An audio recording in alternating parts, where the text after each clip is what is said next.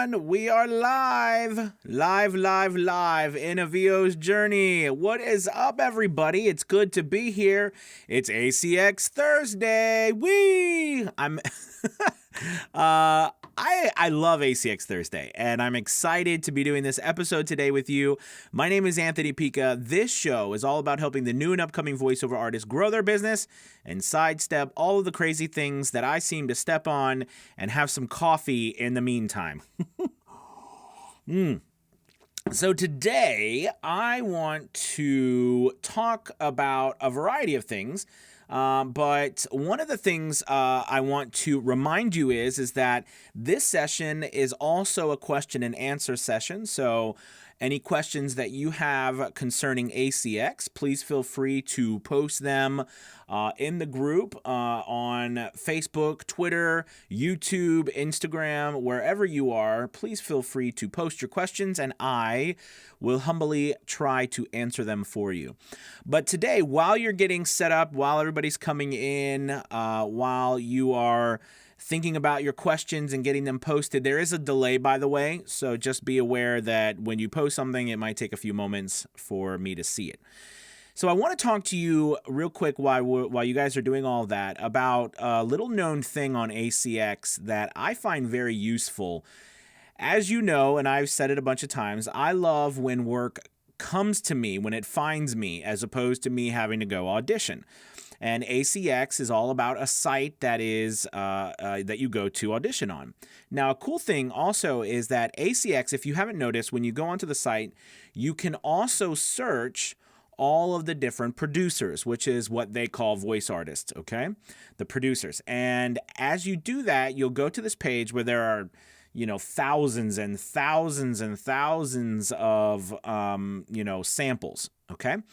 So here's the thing. When you go to your profile and you post samples of your work on your profile, it is put onto that producer page, okay? And the way the algorithm works on ACX is there is no algorithm.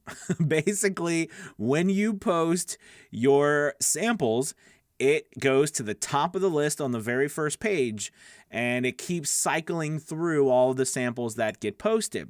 So, what does that mean for you? Well, that means that you get to be on the top of the page when you post, okay? But also be aware that you're not going to be on the top of the page long because it is constantly moving. So what I like to do is every week or two, I'll go on to my profile and I'll post some new samples that I've made. Either I've put together or some work that I've done, and I will post that sample or a couple. I try to post like 2 to 3, because each line on the producer's line has 3 samples on them. And what happens is people do go, authors do go, or publishing companies or whatever, they go to that section too and listen to the producers there as well. And they also can type in information like, search filters, and you might come up and then you might get awarded a contract just for having your stuff on there. So again, the more samples, and I know we were talking about this yesterday on Wisdom Wednesday. Thank you, Ben, again. So on Wisdom Wednesday, we were talking about, and we have all the days named now. I like that though. But we were talking about getting samples out, getting things into the ether, if you will, so that people can find you, right? So the same thing on ACX. And like I said, most algorithms, of course, as we know on sites, do not work like that. It's based on a variety of things, how much work you've done, what kind of different reviews you have. But on ACX, it's pretty much, that way. Once you post your samples, it goes to the top. Now, you might be tempted to be a person who posts samples like all the time. Like, I'm going to just post samples 10 a day, right? Well, what happens is I've noticed that they even do have their limits. So they do cap it, it seems. So after a certain while, you're not going to keep showing up. So I recommend that you take at least a week or 2 weeks in between each one, each posting, and, get it out there and see what happens. I've been awarded contracts just by posting my stuff in my profile and then it going to the producer page. So that is a quick method as well as you should be using for ACX on top of the auditioning. Okay? All right. Good deal. Good deal. Okay. So we've got some people coming in. We've got a bunch of people over on Instagram. We got, let's see. I don't even know how to say that name. EB. I'm not sure. We've got, let's see, Arslanavaz. Vios. I'm not sure. I apologize. I'm butchering y'all's names. Let's see, that other something media. I'm trying to read this quickly from Orlando. All right, what's up, guys? Okay, gotcha. Videos in Spanish. Cool deal, man. Well, it's good to have you. Let's see. Over on Facebook, we've got Dwight. On YouTube, we got Paul. What's up, Paul? My man. Had a wonderful conversation with Paul earlier today. Leroy, what's up on YouTube? We've got Paul. Let's see, Leroy. All right. Well, let's see what Paul said here. We got some questions coming in. Paul at the Tom says, I signed up for ACX and never got any traction. Is it okay to go back to my account and just start trying to use it, or should I start over? Absolutely, just go back to your account. ACX is not a play. Like the cool thing about ACX is that you don't get reviewed on ACX. Okay, you're going to get reviewed on like Audible and Amazon and so forth, but not on ACX. So, it's important to be aware of that as well. And it might, when you are starting out, it might not be a bad idea. And I wish that I could have done this from the beginning. I wish I would have actually used a pseudonym, right, instead of my name. But that's okay, because I wasn't very good when I started. And, but you might, using a pseudonym is possible. It's free. You can do it. Amazon actually, or ACX, there's a little button that pops up at the end, or a little pop-up that asks what you want your name to be as the producer or the voiceover artist for it. So you can put in a pseudonym if you want, but you don't need to change your account. You don't need to start over. You can just pop right back into it. Okay. Awesome. Leroy says, hey buddy, is really good at character voices. Oh, my buddy. Sorry. My buddy is really good at character voices and wants to jump into VO. Would you recommend he jump in on ACX first or Fiverr? I figured ACX would be a good place for him to practice his characters. Yeah, so Leroy, I started on ACX.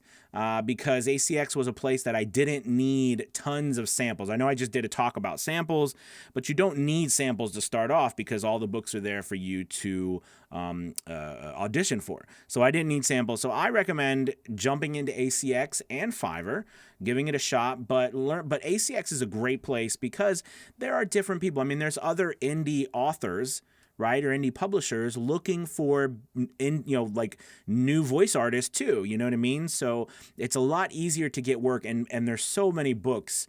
I mean, the audiobook industry is probably the fastest growing industry out of any voiceover section or voiceover sector. So, I would definitely check there because there's always work available on ACX. Okay, good deal. Let's see. We have something that says, I signed at ACX, but the payment is too low. A lot of words, but they don't pay a lot. I'm in both platforms and I stay with Fiverr. Yeah, I mean, listen, it's kind of one of those things, and I've done some work, and I don't know if anybody's going to ask, but I've done some work on trying to help people learn how to choose books on ACX, because you need to choose books. But listen, I'm going to just tell you, from when I first started, I did whatever I could because I didn't have people knocking on my door. I didn't have a breadth of work that people could look at. I didn't even know what I was doing. So I just went on there and started, and I did whatever I could do, and I accepted whatever people threw my way just to start working. So I could say, hey, I'm working, I'm getting better. And as I've gone along, you know what I mean? I don't do low-paying books anymore.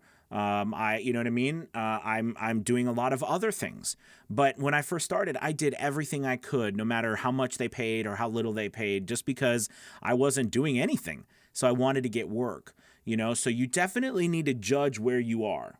You know what I mean? I think that's very important, where you are in your career and your business at this moment. All right, so thank you very much for that, man. Appreciate it. Let's see. Paul says, would you create a new account? We talked about that. B-Dog at 45, what's up? Join over here. Let's see, we've got, I think is it Michelle? Is that how you say it? Michelle Howard or Mekel? I apologize again for what it is. Hello, thanks for the transparency. It's really appreciated. Absolutely. You are most welcome. Angela. Hello, Angela. Christopher Marsh. I booked a high-paying gig just because I happened to be updating my samples at the time the author was looking for new talent. They listened, were impressed, and had an offer a week later. Absolutely. That's exactly how it happens. So I really recommend that's another viable part of ACX.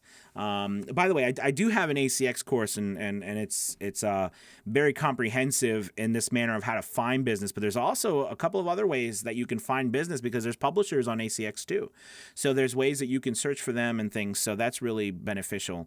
A bunch of different ways to get work on ACX than just auditioning. So it's really a good site, but it is kind of like the Wild West because, they are who they are. ACX is what it is, and they don't offer a great deal of extra, amenities for us. But, they do. It's a great place.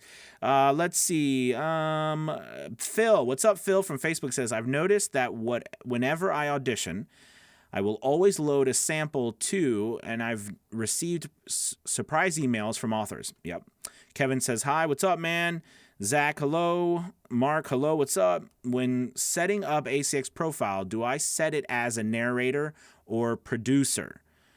Okay, so you should be setting it as a producer, all right, not a rights holder, okay? Because if you go there, they would be producers. But if you're setting it up, you would be a narrator. So I'm wondering if you are talking about just at the beginning. If you were just at the beginning, you are a narrator. Yeah. So I would use narrator.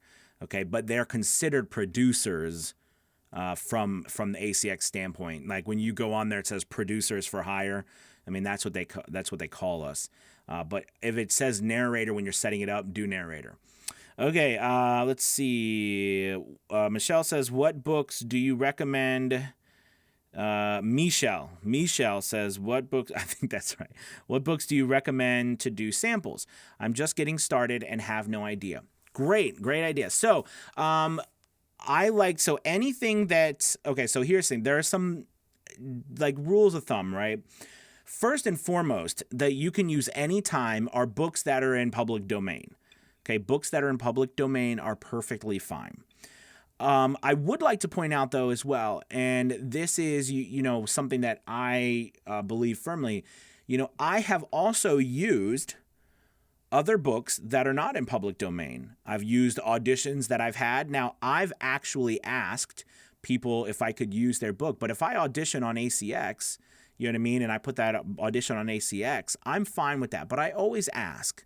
I always try to ask the person I'm working with if I could use their audition.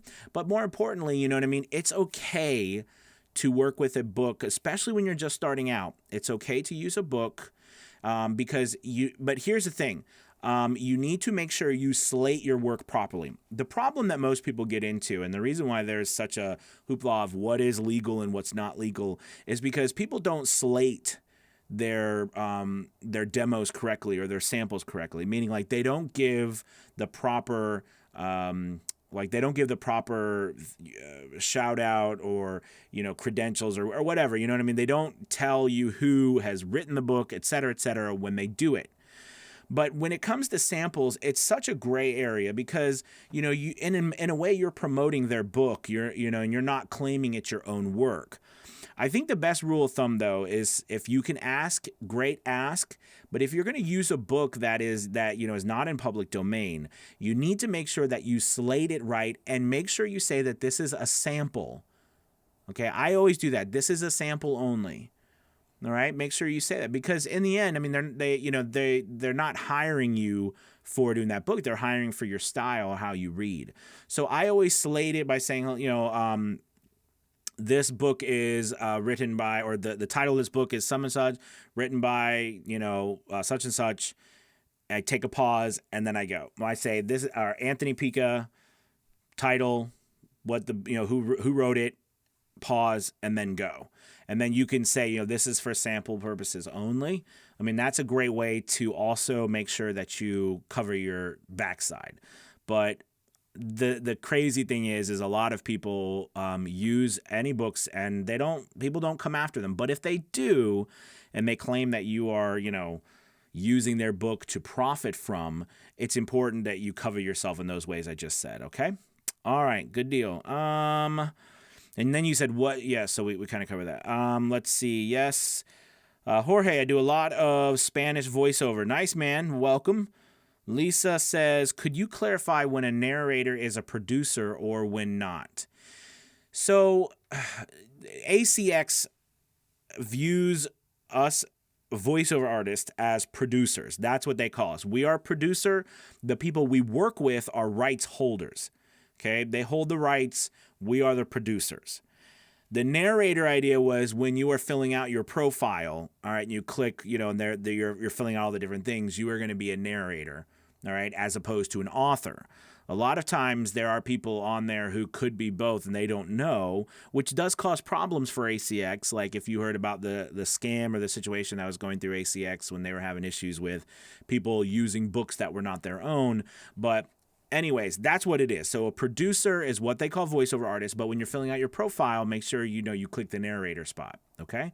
But everything else afterwards, you are considered the producer, and the author or the publishing company, whoever owns the rights to the book that you're auditioning for or you're producing, right? You are going to be they're going to be the rights holder. I hope that makes sense.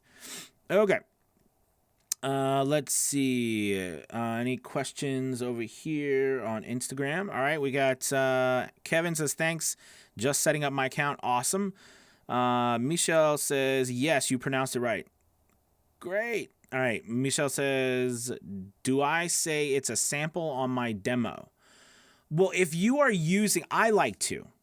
And by the way, things are constantly changing. Pat Fraley, I don't know if you guys know who Pat Fraley is, but very famous coach and audiobook narrator. I learned about Pat Fraley and I took some of his online courses, and then that's how I got hooked up with Scott Brick. And then I met Scott Brick and took some training from him, and it was really awesome to meet these guys who were kind of like legends in audiobooks, the audiobook field. And, he's been coming out recently, too, saying that, things are constantly changing. Demos for voice actors are changing. Sending specific things in certain ways are changing. Samples. The reality is this, okay? No matter what anybody says, everyone has a limited amount of time. So when things used to be 6, 8, 10-minute long demos for audiobook narrators, okay, that has changed drastically. All right. I mean, I honestly wouldn't do a sample more than 1 to 2 minutes max. And that's what I would put out on the samples. Okay. Now, be clear that audiobook demos and commercial demos and everything, they're completely night and day different. Okay. Meaning that with an audiobook demo, you're slating each spot. Okay. And then you're giving nice little pauses in between. Like, let's say you put 2 or 3 different books that you're doing a little snippet from. You want to slate it, then you want to give a little pause before you start, okay? And make sure you end on the right proper, like make sure you're not ending on something where it's like super sad or something, like make sure you are listening back to what you're producing so it doesn't leave a bad taste in someone's mouth. But the point is, though, is that, you can, put these samples together. And they don't have to be super long. They can be 30 seconds to a minute. And honestly, I think that right nowadays is a lot better than putting together 6, 8, 10 minutes of how demos used to be done in audiobooks. That's just my personal opinion. And people, if you think about how much time people have, they're going to pretty much know what you can do in the first minute or so. That's like more than enough time, I think. Okay, so I wouldn't do more than 2 minutes for a sample max. Okay, to do a sample, and that's what I was saying. So yes, I like to say it's a sample if I'm using other people's work that I did not do. Okay, That's that question. Christopher says, I think the term producer also sets the expectations that you not only narrate the book, but actually create the audiobook with editing, mastering, the whole shebang. Absolutely, because as a producer, you're the one who actually uploads the book, makes sure that all the files are done correctly, it's all to ACX standards, and when it comes back, you're the one who actually controls the file. Yes, the author can see all the files as well, but you're the one who is supposed to produce it all. So I think that's why they get into that as well. All right, so with that being said, I know there's a little delay. I'm not seeing any more questions at the time. If you have anything else, go ahead and put it down. I will say this about ACX. I really firmly believe that it is not only a great place to start your business, but it is a great place to build a business from, right? Because there is so much work that's available. And if you work intelligently, meaning that as you begin and you're accepting whatever you can because you're just starting, you start to learn something. For example, if you're doing royalty share work, okay, it's important to realize that royalty share can actually be a wonderful thing if you are choosing the right books that are selling, as well as making sure you are focusing on the amount of time you're spending compared to the amount of money that you think this book can make. All right. So when I see people say, oh, I'm doing a 10-hour royalty share book, I cringe a little bit.